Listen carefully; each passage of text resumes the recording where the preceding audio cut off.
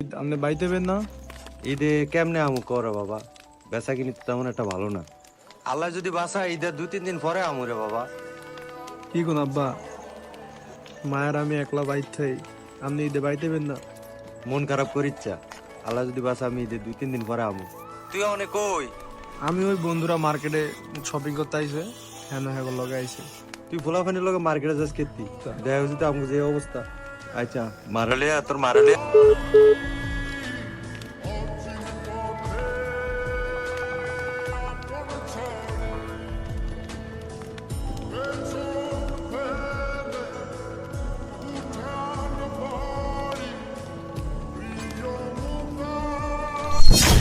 কি রে মামা, তোর কি হইছে?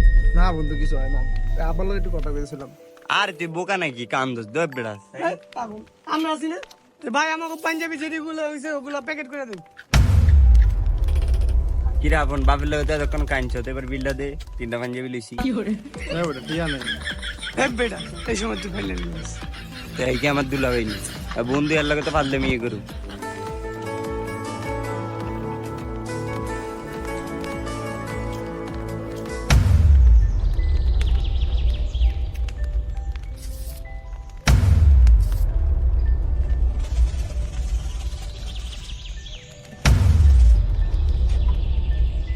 কিরে তোর এই অবস্থা কে? তোর নতুন পাঞ্জাবি কই?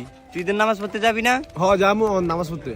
তো তোর নতুন পাঞ্জাবি কই? কিরে যাই তুই আর নতুন পাঞ্জাবি দাস নাই?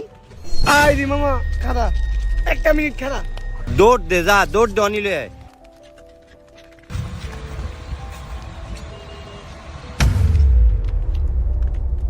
বন্ধু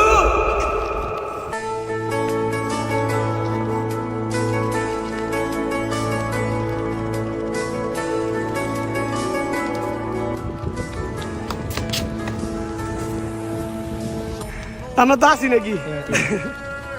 আমরা তো আছি বন্ধুরা নাকি? পাঞ্জাবিটা পর মামা আবার বেশি কথা বল, পাঞ্জাবি পড়তে গেছি পর। আরে মামা, আপনারা তো সে লাগতেছে পাঞ্জাবিটাতে।